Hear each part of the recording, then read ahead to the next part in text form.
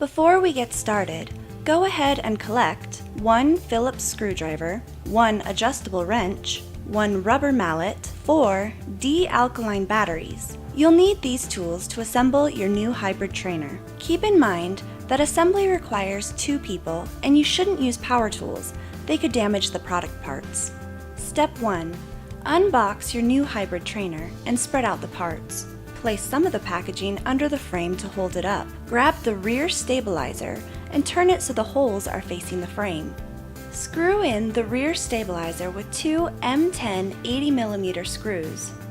Note: start all the screws and then tighten them once everything is fitting how you want it to. You can remove the packaging from under the frame now. Step 2. Grab the upright and front stabilizer. Turn them so the large holes on the front stabilizer are facing the upright. Attach them with the 2 M10 80mm screws. Step 3. Take the front stabilizer over to the frame. There is a main wire tie in the frame. Pull that wire out of the underside of the frame. There is a similar wire under the upright called the upper wire. Step 4. Insert the upright into the frame. Tighten it with 6 M10 20mm screws. Remember to start the screws before tightening completely. Connect the upper wire to the main wire. Step 5. Cover up the wires now that they are attached. Grab the wire cover and attach it to the frame with 2 M4 16mm screws. Step 6. Have your friend grab the pivot bracket and hold it up close to the upright. Locate the wire tie in the pivot bracket. Wrap it around the upright wire and gently pull the top piece of the pivot bracket wire tie until it is routed out the top of the pivot bracket. Step 7. Apply a generous amount of grease to the pivot axle. Slide the pivot bracket onto the upright and hold it in place. Be sure not to pinch the upper wire. Step 8.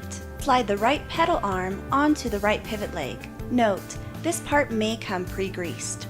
Attach it with an M8 14mm shoulder screw, pivot cover, and an M8 washer. Repeat this step for the left pivot leg. Step 9. Slide a pivot spacer onto each side of the pivot axle. Then slide the right and left pivot legs onto the pivot axle. Tighten an M8 14mm shoulder screw, pivot cover, and M8 washer into each end of the pivot axle at the same time in opposite directions. Note: sometimes the axle can get pushed to one side when you are attaching the pivot legs. Make sure it is centered before you continue. Step 10.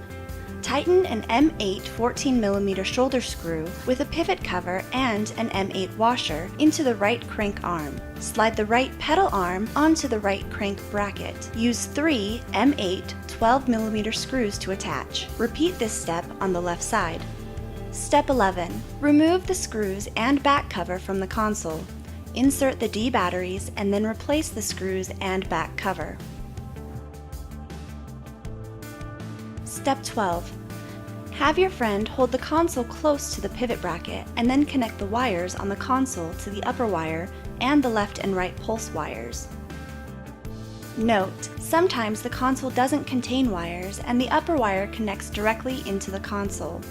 If there is excess wire, fit it into the pivot bracket or the console.